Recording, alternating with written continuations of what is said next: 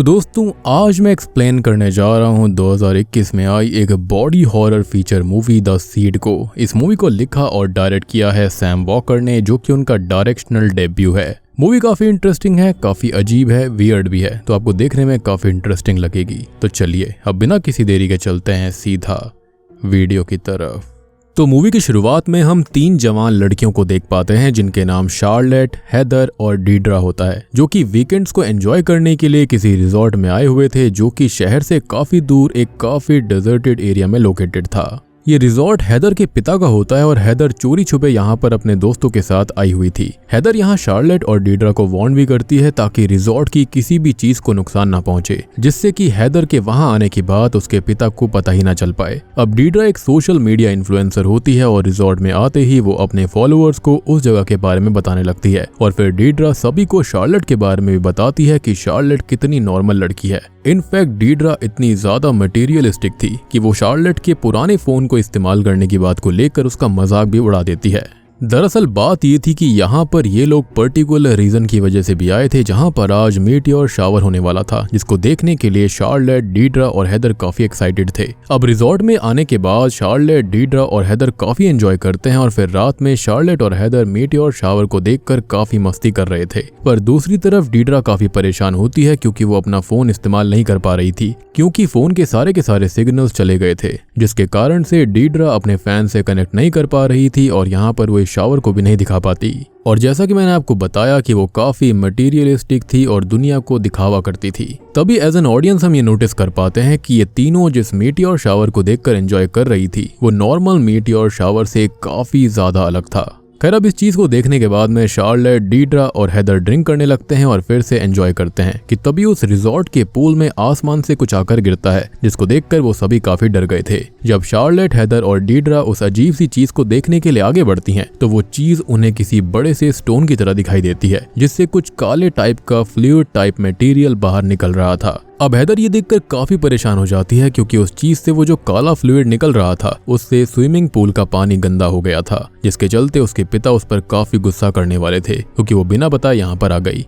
फिर हेदर डीड्रा को उस चीज को वहां से निकालने के लिए हेल्प मांगती है, जिसके बाद वो सभी मिलकर उस अजीब सी चीज को पानी से बाहर निकाल लेते हैं। उस चीज को देखकर शार्लेट, डीड्रा और हेदर को लगता है कि शायद वो किसी मीटियोर का ही पार्ट होगा, पर तभी उस अजीब चीज से काफी बुरी स्मेल आने लगती है, जिस पर डीड्रा ये कहती है कि वो अजीब सी चीज कुछ और नहीं बल्कि पूप है, यानी कि टट्टी है, और एरोप्लेन से उन्हें ऐसे ही फ्रीज करके फेंक दिया जाता है जब वो एरोप्लेन में फुल हो जाती है। पर डीड्रा की बातों को हेदर और शार्लेट इतना सीरियसली नहीं लेते। फिर शार्लेट यहाँ पर डीड्रा और हेदर से ये कहती है कि हो सकता है कि शायद वो अजीब सी चीज एक बेबी आर्मेडिलो होगा, क्योंकि वो दिखने में बिल्कुल वैसा ही लग रहा था। लेकिन तब तक के लिए वो स्ट्रेंज चीज को वहीं पर छोड़ देते हैं और अपने अपने रूम में चले जाते हैं। अब हेदर इस बात से अभी भी परेशान थी कि उस अजीब सी चीज ने उसके पिता के पूल को गंदा कर दिया है और जब उसके पिता को इसके बारे में पता चलेगा तो उन्हें बहुत बुरा लगेगा। अब रूम में जाने के बाद शार्लेट, डीड्रा और हेदर फिर से ड्रिंक करते हैं और ड्रिंक करने के दौरान ही शार्लेट एक किताब से आर्मेडिलो के बारे में जानने की कोशिश कर रही थी।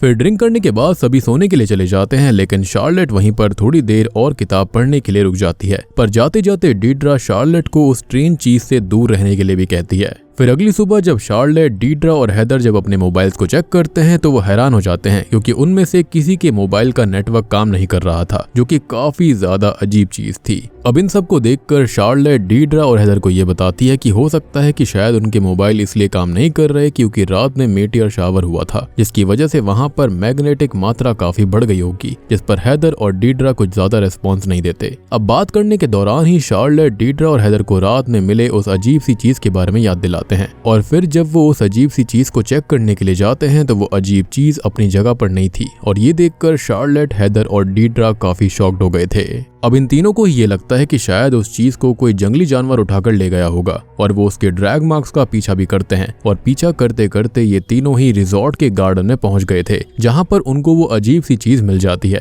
अब यहाँ इन तीनों को ये पता चलता है कि वो चीज जो कुछ भी है वो जिंदा है और अब वो एक एलियन क्रीचर जैसा दिख रहा था। डीड्रा यहाँ उस अजीब चीज से बात करने की कोशिश करती है, पर तभी वहां पर ब्रेट नाम का एक यंग लड़का आ जाता है जो कि उसी रिजॉर्ट का गार्डनर था। तभी डीड्रा शार्लेट और हेदर को ब्रेट से मदद मांगने के लिए कहती है, जिसको सुनने के बाद में हेदर ब्रेट से हेल्प मांगती है कि ब्रेट उस चीज को वहां से उठाने में उनकी हेल्प करे, पर ब्रेट इस काम को करने के लिए साफ इनकार कर देता है। फिर हेदर इस काम को करने के लिए ब्रेट को कुछ पैसे भी ऑफर करती है, जिस पर ब्रेट पैसों के साथ साथ एक किस भी मांगता है और शार्लेट यहाँ ब्रेट को किस करने के लिए रेडी हो जाती है। अब शार्लेट जब ब्रेट को किस करती है तो उसे काफी स्पेशल फील होता है, क्योंकि ये शार्लेट की पहली किस थी और इसके बाद ब्रेट उस क्रीचर को वहां से हटाने के काम करने के लिए रेडी हो जाता है। फिर ब्रेट उस अजीब चीज को वहां से हटाने की कोशिश करने लगता है, पर जैसे ही ब्रेट उस क्रीचर को हटाने के लिए आगे बढ़ता है वैसे ही वो क्रीचर काफी तेज आवाज में चिल्लाने लगता है, जिससे डर कर ब्रेट वहां से भाग जाता है। मतलब कि यहाँ पर ब्रेट ने पैसे भी ले लिए, किस भी ले ली, लेकिन काम भी नहीं कर पाया।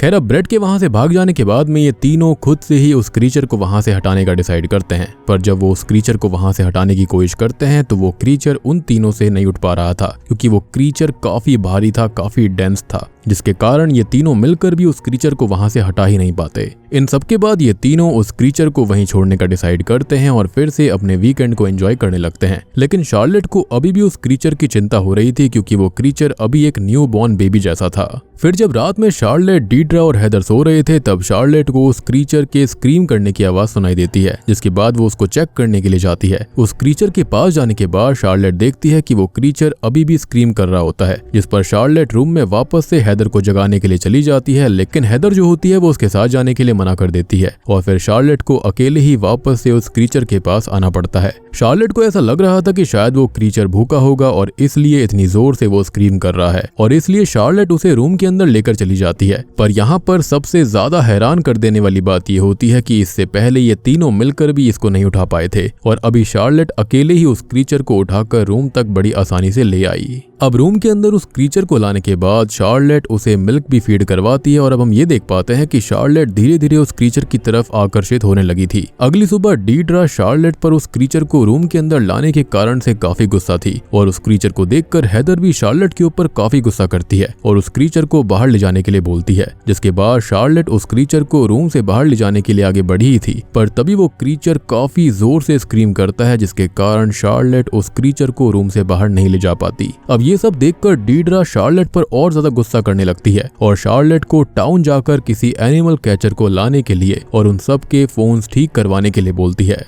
फिर हेदर ये डिसाइड करती है कि वो और शार्लेट उसके डैड की एक बग्गी में उनके नेबर एडना के पास जाकर उससे टाउन तक जाने के लिए हेल्प मांगेंगे, जिसके बाद शार्लेट और हेदर दोनों ही एडना के पास जाने के लिए निकल पड़ते हैं। दूसरी तरफ डीड्रा रिजॉर्ट में अकेली थी और सोने की कोशिश कर रही थी, पर उस क्रीचर की आवाजों की वजह से वो सो नहीं पाती। खैर अब इस क्रीचर से तंग आकर डीड्रा उस क्रीचर को रेड पॉइजन देकर मारने का सोचती है, पर जब डीड्रा उस क्रीचर को मारने के लिए आगे जाती है तभी वो डीड्रा को ही हिप्नोटाइज कर लेता है और ये सीन यहीं कट हो जाता है। तभी हम हेदर और शार्लेट को एडना के कैबिन के पास देखते हैं, जहां पर हेदर और शार्लेट को कोई नहीं मिलता। तभी उन्हें वहां पर पीछे रात के मीटियोर शावर के बारे में की गई रिसर्च के पेपर्स मिलते हैं, यानी कि एडना उन्हीं अजीब मीटियोर शावर के बारे में रिसर्च कर रही थी। पर शार्लेट और हेदर को उन रिसर्च पेपर्स में कुछ भी समझ नहीं आता, इसलिए वो वापस रिजॉर्ट आ जाते हैं। इधर जब शार्लेट और हेदर वापस रिजॉर्ट आते हैं तो उन्हें डीड्रा का बर्ताव काफी अजीब लगता है, जैसे कि डीड्रा पहले से काफी ज्यादा रिलैक्स हो गई थी और अब डीड्रा को उस क्रीचर के वहां रहने से भी कोई दिक्कत नहीं थी, जिसको देखकर शार्लेट और हेदर काफी हैरान रह जाते हैं। डीड्रा के अंदर अब धीरे धीरे काफी अजीब चेंजेस आ गए थे। वो अब पहले से काफी ज्यादा खाना खाने लगी थी और खाना खाने के बाद ही डीड्रा एक्सरसाइज भी करने लगती है। वो इतनी एक्सरसाइज करती है कि एक्सरसाइज करते करते उसे सुबह से शाम हो जाती है। फिर उसी रात जब सब सो रहे होते हैं तभी हेदर को डीड्रा की आवाज सुनाई देती है। आवाज को सुनकर हेदर डीड्रा को देखने के लिए जाती है, पर जब वो डीड्रा के रूम में पहुंचती है तो हेदर शॉक्ड रह गई थी। हेदर देखती है कि डीड्रा उसी क्रीचर के साथ काफी पैशनेटली इंटीमेट हो रही थी और अब उस क्रीचर की पूरी बॉडी काफी बड़ी हो चुकी थी और उसके काफी बड़े बड़े टेंटिकल्स भी आ चुके थे, जिसको देखकर हेदर काफी डर जाती है। पर जैसे ही हेदर उस क्रीचर की तरफ देखती है तो उसको कुछ अजीब सी लाइट्स के विजुअल्स दिखाई देते हैं और फिर हेदर भी उस क्रीचर के साथ इंटीमेट होने लगी थी। बेसिकली उस क्रीचर ने यहाँ डीड्रा की ही तरह हेदर को भी हिप्नोटाइज कर दिया था और इसी वजह से हेदर भी डीड्रा की तरह ही उस क्रीचर के साथ इंटीमेट होने लगी। अब हेदर जब उस क्रीचर के साथ इंटीमेट हो रही होती है तब उसे कई सारे विजुअल्स दिखाई देते हैं, जिसके अंदर हेदर डीड्रा को किसी एलियन क्रीचर के साथ इंटीमेट होते हुए देखती है और बाद में फिर हेदर खुद भी उस एलियन क्रीचर के साथ इंटीमेट होने के विजुअल्स को नोटिस करती है। इसके अलावा वो अपने विजन्स में बहुत सी स्ट्रेंज लाइट्स को देख रही थी। फिर अगले दिन शार्लेट हेदर हैदर में भी कुछ चेंजेस को नोटिस करती है। अब हैदर और डीड्रा दोनों ही उस जगह से वापस जाने को तैयार ही नहीं थे और वो उस एलियन क्रीचर को भी वहां से बाहर नहीं करना चाहते थे, जिसको सुनकर तो शार्लेट काफी हैरान रह जाती है। शार्लेट उन दोनों को समझाती है कि अगले दिन उसकी जॉब है और अगर वो उसमें नहीं गई तो उसकी जॉब चली जाएगी,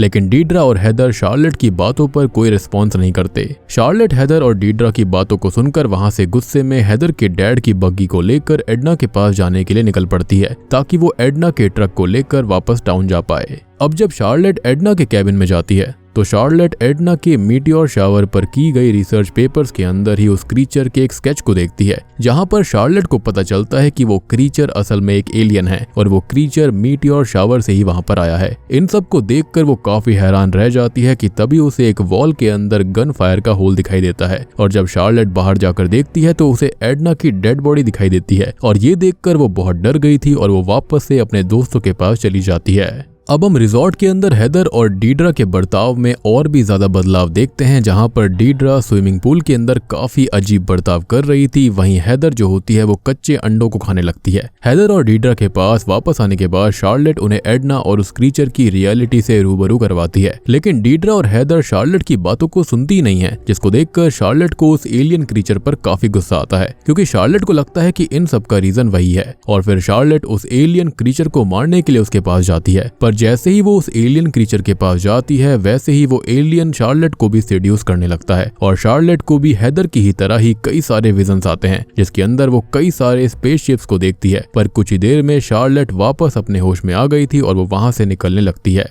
फिर शार्लेट हैदर और डीड्रा के पास जाकर उनसे उस एलियन क्रीचर के बारे में पूछती है, जिस पर डीड्रा शार्लेट को बताती है कि वो एलियन क्रीचर उसके और हैदर के लिए काफी स्पेशल है और जब से वो उस एलियन के साथ इंटीमेट हुए हैं तब से वो काफी स्पेशल फील कर रहे हैं। लेकिन शार्लेट यहाँ डीड्रा को पुलिस को बुलाने के लिए कहती है ताकि वो उस एलियन क्रीचर को कैप्चर करवा कर वहां से जा सके, पर डीड्रा शार्लेट की बातों को नहीं सुनती और शार्लेट पर उल्टा गुस्सा करने लगती है। लेकिन तभी हैदर देखती है कि डीड्रा का स्टमक काफी बड़ा होता जा रहा था, जिसको देखकर तो हैदर काफी डर जाती है और तभी सेम टाइम पर हैदर के साथ भी वैसा ही होने लगता है। अब हैदर और डीड्रा के जो पेट थे वो काफी बड़े हो गए थे, साथ ही साथ उनके मुंह और आंखों से किसी तरह का काला लिक्विड आने लगा था, जिससे डीड्रा और हैदर को काफी दर्द होता है। ये सब देखकर शार्लेट बहुत डर जाती है और उसके बाद शार्लेट उस एलियन क्रीचर को मारने के लिए जाने लगती है, पर डीड्रा और हैदर उस एलियन क्रीचर को बचाने के लिए शार्लेट पर ही हमला कर देते हैं, जिससे कि शार्लेट बेहोश हो गई थी। यानी कि ऐसे हालातों में भी वो उस क्रीचर को बचाना चाहते थे। यानी कि ये किस हद तक की ताकत थी, किस हद तक का हिप्नोटिज्म था, आप सोच सकते हो। अब जब शार्लेट वापस होश में आती है तो वो एलियन क्रीचर फिर से शार्लेट को कुछ विजन्स दिखाता है, जिसके अंदर शार्लेट देखती है कि उस एलियन क्रीचर ने डीड्रा और हैदर का इस्तेमाल किया था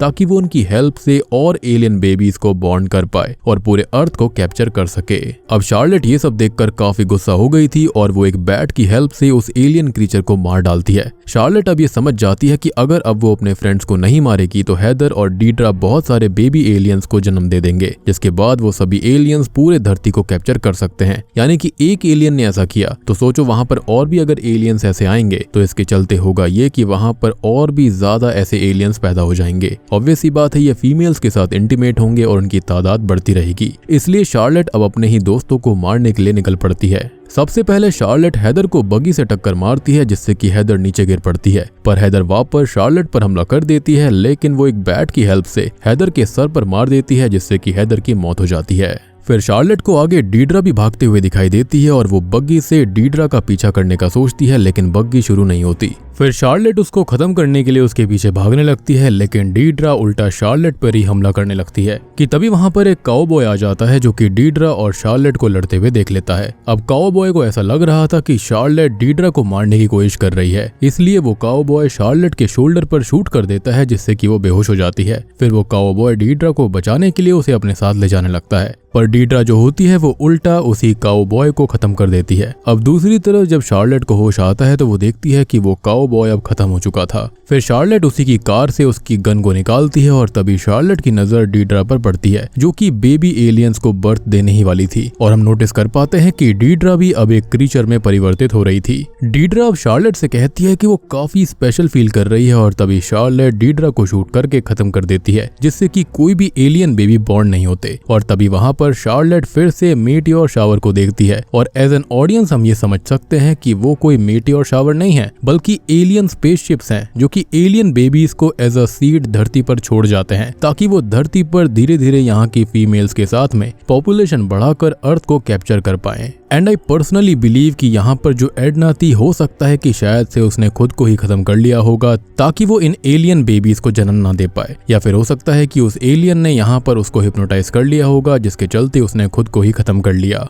और बूम, इसी के साथ में द सीड मूवी यहीं पर खत्म हो जाती है। तो दोस्तों ये थी द सीड फिल्म की कहानी। उम्मीद करता हूँ कि आपको ये समझ आई होगी, पसंद आई होगी। और इसी तरह की मैंने एक और फिल्म यानी कि द सीडलेस फिल्म को एक्सप्लेन किया था। अगर आपने उसे नहीं देखा है जाकर देखना, वो यहाँ पर काफी इंटरेस्टिंग फिल्म है, आपको देखने में मजा आएगा। उसका लिंक आपको नीचे पिन कॉमेंट में मिल जाएगा। और अगर आपका कोई डाउट है इस मूवी को लेकर तो आप कॉमेंट सेक्शन में जरूर पूछ सकते हैं। तो मैं आप सबको मिलता हूँ अगली वीडियो के साथ में, तब तक के लिए